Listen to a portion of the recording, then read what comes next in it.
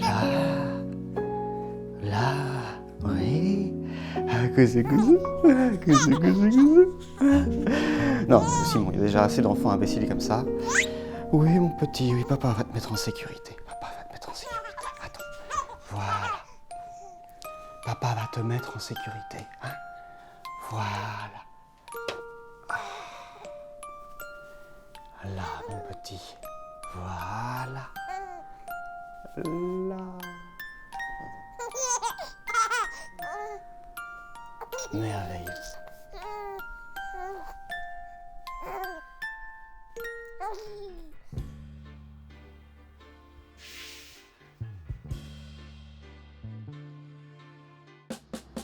Non, ne vous inquiétez pas, la série ne s'est pas orientée vers l'éducation parentale.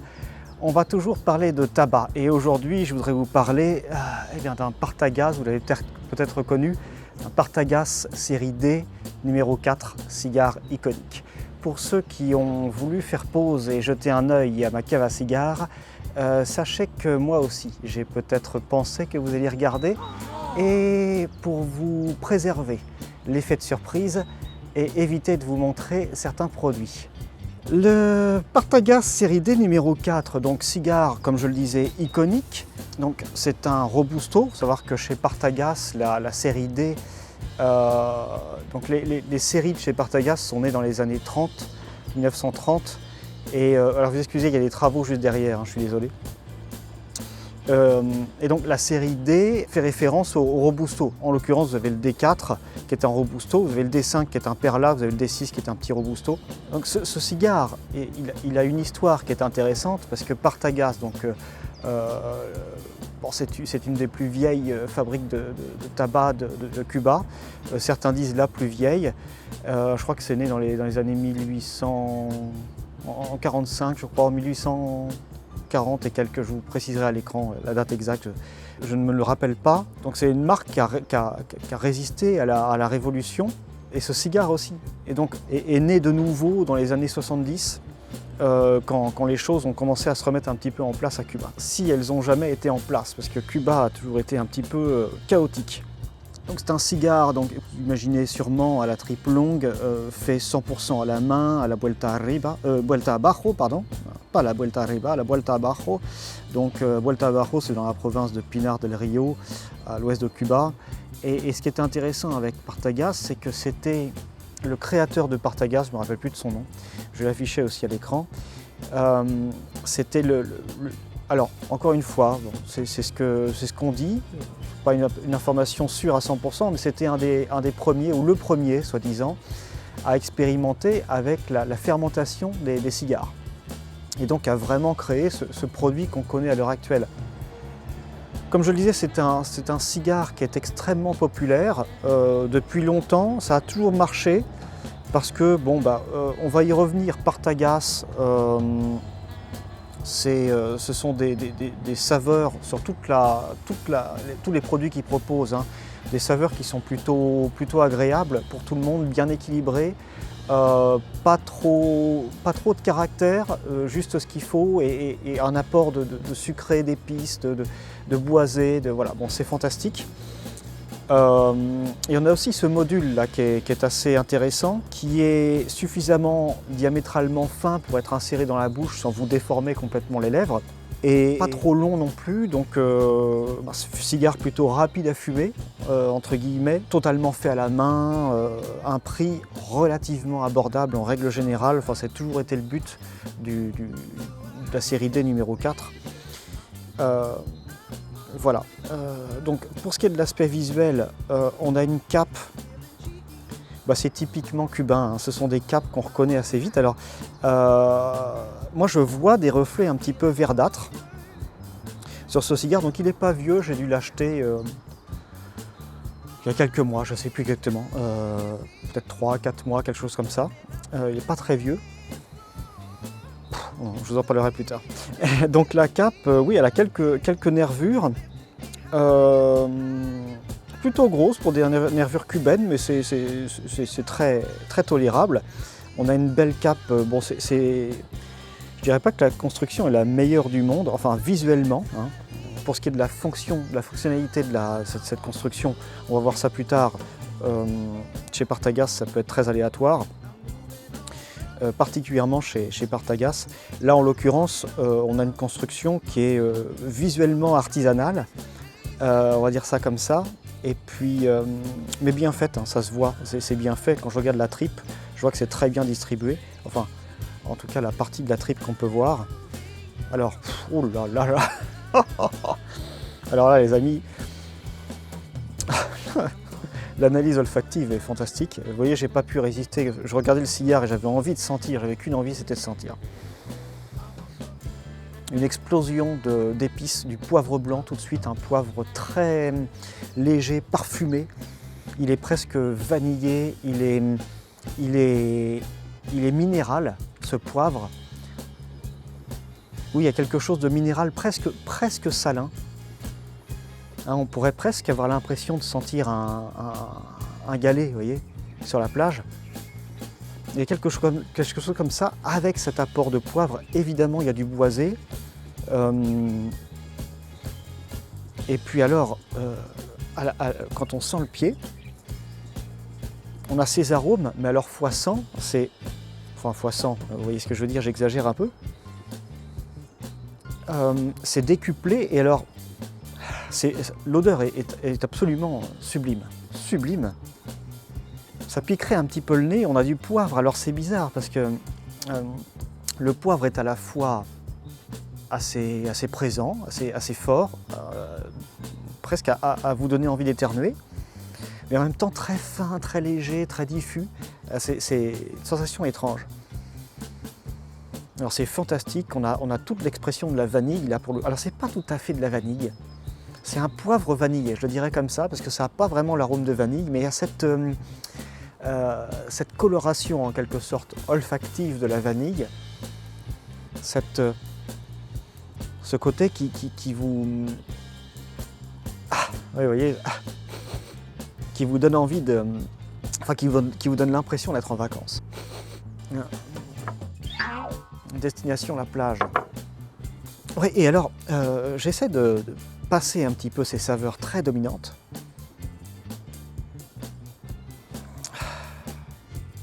On a un arôme de papier, un petit peu dans le bon sens du terme. Encore une fois, un papier artisanal, papier torchon. Il y a autre chose, il y a une épice. Alors, c'est très sucré, particulièrement lorsqu'on sent la cape. Étrangement, je pense que... Oh non, c'est marrant que c'est à peu près similaire. On a beaucoup plus d'expression du poivre au pied. Et donc ça enlève un petit peu cette sensation sucrée, mais quand on y pense, le sucre est tout aussi présent. Alors c'est un sucre... c'est un sucre de canne. On n'est pas du tout sur du sucre blanc de betterave, c'est plus, encore une fois, plus coloré, peut-être un petit peu plus vanillé. Merveilleux. Et il y a autre chose, il y a encore une fois cet aspect minéral qui est très présent, qui est fantastique, qui donne je pense, toute cette profondeur. On en oublie le boisé qui est là, mais on est tellement attiré par les autres saveurs, c'est fantastique. Vous allez beaucoup m'entendre dire c'est fantastique, je pense, aujourd'hui. Alors, j'ai pas encore tâté mon cigare, il me paraît un petit peu, il me paraît assez, il n'est pas très souple, il me paraît assez dur. On va voir ce que ça donne, je vais faire confiance en Partagas, ce qu'il ne faut jamais faire, en toute honnêteté. Non, moi c'est je dirais, le seul reproche que j'ai à faire à la manufacture, c'est l'inconsistance de fabrication,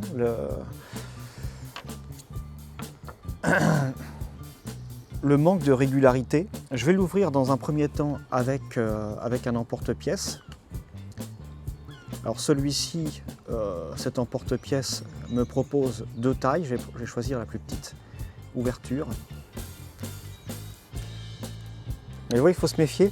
Le toucher, j'ai pas véritablement, j'arrive pas à pénétrer un petit peu pas pénétrer la matière, mais à faire plier la matière. On serait un tout petit peu juste au niveau tirage. Ce qu'il faut anticiper, c'est le fait que le cigare va légèrement s'humidifier au niveau de votre chapeau. Alors, attendez, il faut que j'ai une femme un petit peu plus grosse que ça. Voilà.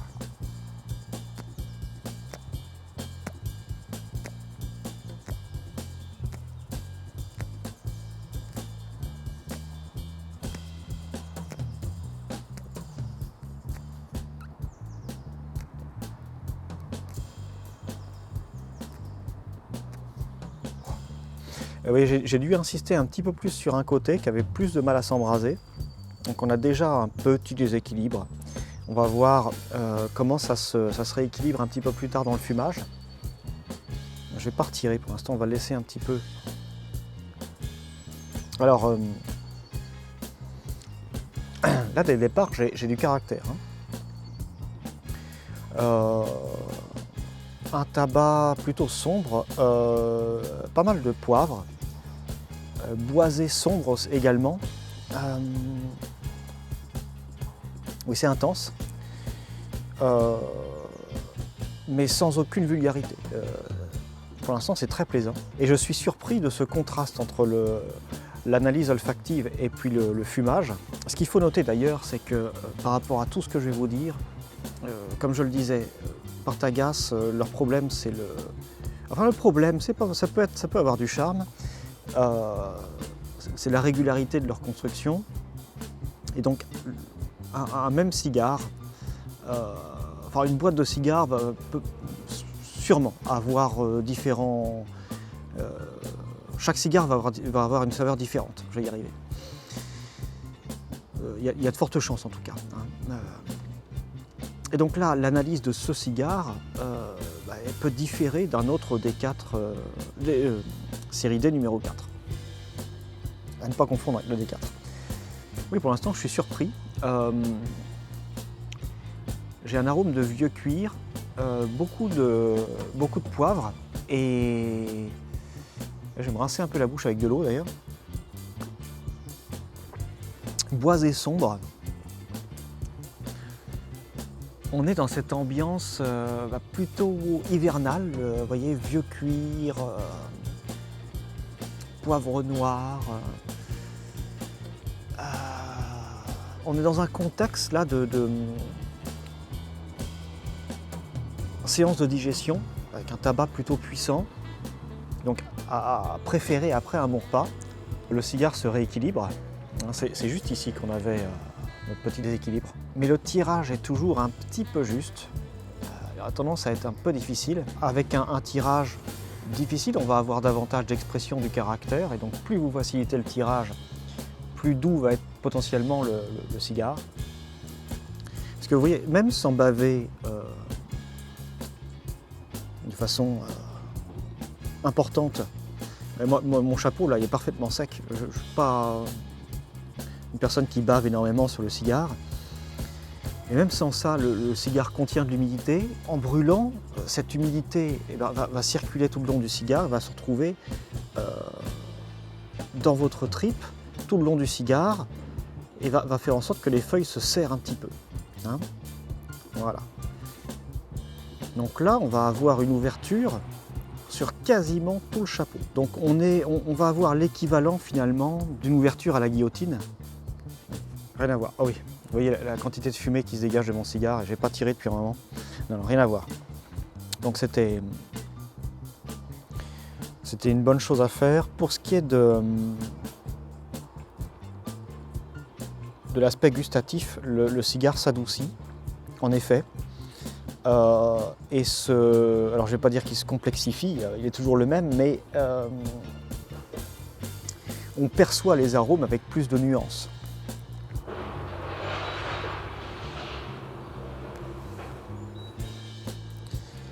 Perçoit les arômes avec plus de nuances. Toujours un petit défaut juste ici, qui ne devrait pas interférer sur le goût. On a cette sensation en bouche, c'est comme si la fumée vous laissait une bouche un petit peu plus râpeuse. On retrouve cette texture du papier un petit peu, ce qui est très intéressant parce qu'on a une connexion presque physique, vous voyez, entre les arômes et la sensation en bouche. Pour l'instant, j'ai pas du tout de sucre, ou alors très très peu, alors une petite touche de vanille. On est encore sur cet aspect très boisé, encore un petit peu sombre, malgré l'adoucissement des saveurs. on a plus de nuances dans le poivre, un peu plus de profondeur. Ah, ça commence à venir, ça y est. Parce que Partagas, c'est pas connu pour ça. C'est un boisé léger normalement et des arômes très fleuris. Et là, j'ai senti, ça commence à venir. Mais c'est surprenant, à l'allumage, dégustation à l'aveugle, j'aurais jamais parié sur un Partagas. Jamais, jamais. Là, c'est marrant, vous voyez, en rétro-olfaction, donc totalement à froid. J'ai plus de toute fumée dans la bouche, encore moins dans le nez. Mais il y a quelque chose d'un petit peu goudronneux, qui est très amusant parce que c'est pas du tout la signature de Partagas. Et cet arôme de vieux tabac un petit peu, qui est assez amusant. J'en viens à me demander si cette dégustation reflète bien l'image d'un série D numéro 4. Et c'est vrai que là pour l'instant j'ai un cigare qui est assez masculin et je cherche les arômes sucrés. J'ai cru tout à l'heure avoir un petit peu de fleuri, mais je ne le retrouve pas là, c'était juste le temps d'une bouffée.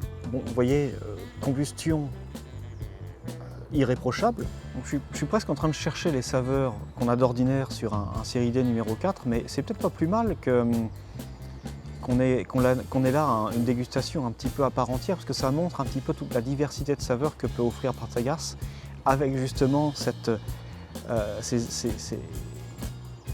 inconsistances dans la construction, qui font à mon avis le charme de la marque, parce que on a beau fumer un cigare qu'on connaît de chez eux, qu'on croit connaître, et ben on a toujours une petite surprise. Enfin souvent, ça m'arrive souvent avec les 898.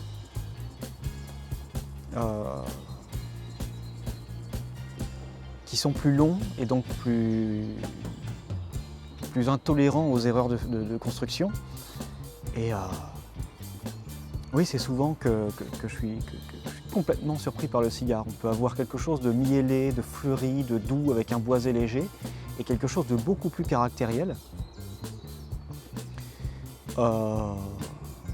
Et même des fois, alors ça c'est moins plaisant, une construction qui est, enfin un brûlage par exemple, pardon, j'ai un peu de mal, c'est la fin de la journée, j'accuse un petit peu la fatigue, donc quelquefois, disais-je, un brûlage, et là c'est moins amusant, qui est un peu anarchique. Ça m'arrivait lorsque je revenais d'un week-end avec des amis, j'avais prévu un 898 pour le voyage du retour, je me suis dit bon ça va m'occuper pendant toute la route, j'aurais pas le temps de m'ennuyer, et le cigare a été catastrophique. Il a très mal brûlé, si bien que je sais plus, il me semble que je ne l'ai pas fini. C'était à ce point-là, et pourtant les 898 sont difficiles à trouver. Hein. Généralement quand on a un arrivage, ça part vite, donc il faut avoir ces petites adresses. J'observe ma bague qui bouge. D'ailleurs, elle bougeait dès le départ, hein, pas du tout de colle. Et je repensais à un épisode de podcast de Joe Rogan que j'ai vu récemment, là, un épisode assez récent, avec un de ses invités un peu ridicule qui fumait son cigare à l'envers et qui fumait les bagues. Et Joe Rogan qui, par erreur, on voit cette bague qui se retrouve. A journalist, because I know there was a story about at least one of the Yeah, when I journalists. tried to look this up the other day, I saw a story that's a journalist got arrested for that, but I don't think that they had anything to do with reporting on Pizzagate. Donc, je ne sais pas trop quoi vous dire à propos de la dégustation parce que je suis un peu embêté. Le cigare ne s'adoucit pas, les arômes sont plutôt linéaires et j'ai pas de véritable surprise en bouche. Pour être tout à fait honnête, ce que je fume à l'heure actuelle, donc on est dans le premier tiers, ça ressemble au troisième tiers d'un bon cigare. C'est-à-dire qu'on sent que les arômes commencent à être un petit peu saturés et manquant, ils s'éteignent un petit peu, il manque un petit peu de complexité. Alors, ce sont des arômes forts qui n'en sont pas moins subtils, profonds et sans vulgarité. Un premier tiers de Partagas, pour moi, c'est pas ça. J'ai l'impression que je suis en train de perdre un petit peu mon poivre, que j'ai surtout un boisé sombre. Vous voyez, le cigare vient de se rééquilibrer là, au niveau de... Donc ça, c'est la combustion, elle est bien, la construction me semble bien. Hein. Bon, il a fallu ouvrir un petit peu plus largement notre cigare, mais bon, on a trouvé une solution, c'est pas un problème. Et donc ces arômes, pour moi, ils n'ont pas de lien avec le fait que le cigare soit un petit peu tassé. Alors vous voyez, pensant savoir à quoi m'attendre, j'ai décidé de fumer ce cigare en fin d'après-midi. Et je pense que c'est une erreur. Ce cigare-là, eh ben, peut-être à la différence des autres séries D numéro 4 que j'ai dans ma cave, celui-ci, j'aurais dû le fumer après un bon repas, plutôt juste après un dîner, un déjeuner. J'allais tapoter sur la cendre. On va essayer de la garder. À l'heure actuelle, à la minute actuelle, j'ai l'impression que le cigare perd en arôme de plus en plus et qu'il y en a quelque chose de bon, très banal. Alors c'est pas mauvais, c'est définitivement très étrange. Ouais, il semble, j'attendais un petit peu de voir si la combustion était stable après avoir enlevé la cendre, et ça a l'air de l'être. J'ai un arôme de gaz, donc je dégazais. Je sais que c'est pas à cause de la combustion.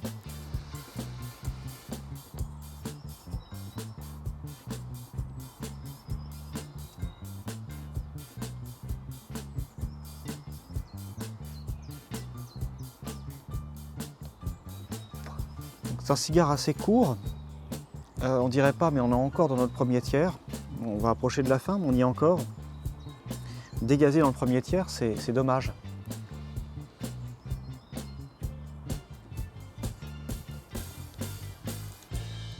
Ah, c'est mieux, il faut que je me rince la bouche, mais c'est mieux. Là, j'ai des arômes de caramel. Caramel un peu brûlé, ceci étant agréable, ça fait pas du tout artificiel. Écoutez, pour l'instant, aucune évolution.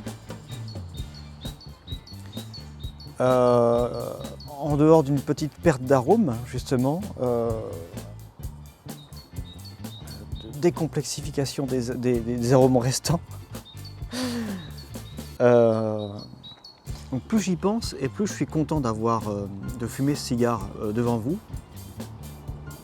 Parce que, comme je vous disais, c'est un cigare qui est très acheté, très fameux. Et donc des revues de ce cigare, des dégustations, vous allez en trouver partout. En revanche, ce que certaines personnes ne vont peut-être pas oser dire, c'est justement que chez Partagas, on peut tomber sur des mauvais numéros et se faire une fausse idée du fabricant. Ce sont de très bons cigares, mais on a cette inconsistance de fabrication, et c'est vrai qu'au prix on achète les cigares, particulièrement les cubains à l'heure actuelle, on aimerait bien savoir un petit peu ce qu'on achète, quoi. Très bien, alors on va faire une expérience. Je vais aérer un peu le cigare davantage, parce qu'on a un bon tirage, hein, mais on peut peut-être encore l'améliorer. Donc c'est ce qu'on va essayer de faire. Donc ça, c'est ce que vous pouvez faire. Vous pouvez le faire aussi vous-même, hein, avec un pic. Vous avez forcément un pic qui traîne à la maison. Ou un cure-dent ou je ne sais quoi. Vous créez une galerie d'air pour faciliter la circulation de celle-ci. Oh.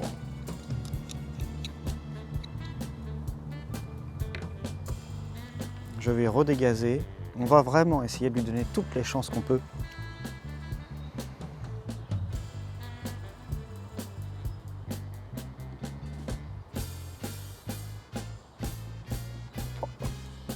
Oh, j'ai encore un arôme de gaz, c'est incroyable. J'essaye un long dégazage, décidé à persister, mais aussi à lui donner, vraiment éliminer chaque petite bribe de doute. Le mois de mars, pour moi, c'est un mois qui est particulier. On est à cheval entre deux saisons. Mais le jour du printemps, pour moi, c'est le véritable début de l'année.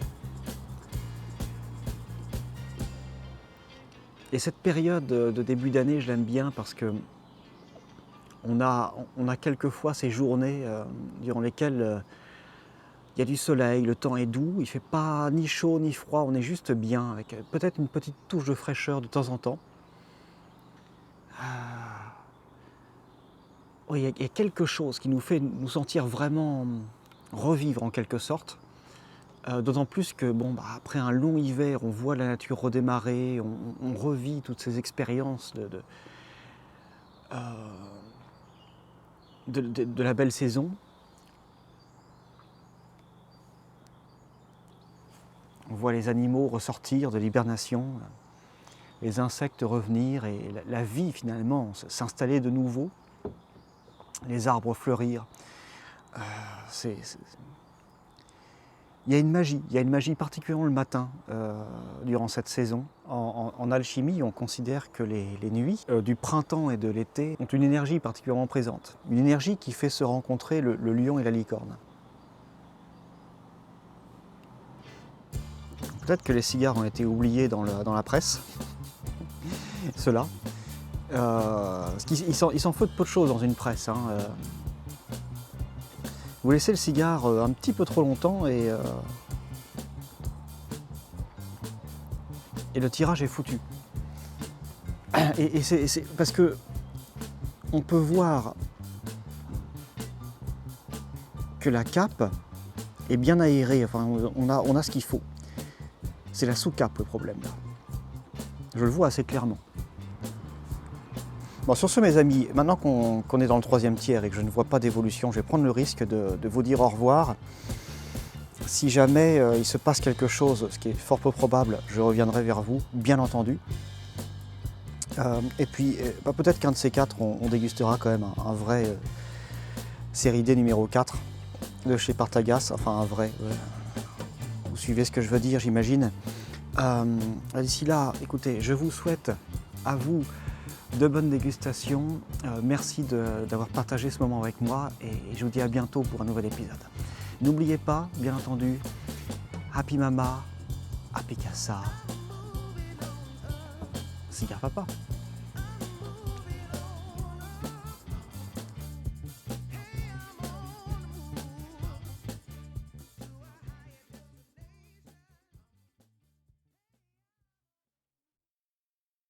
Je vais faire confiance en Partagas, ce qu'il ne faut jamais faire.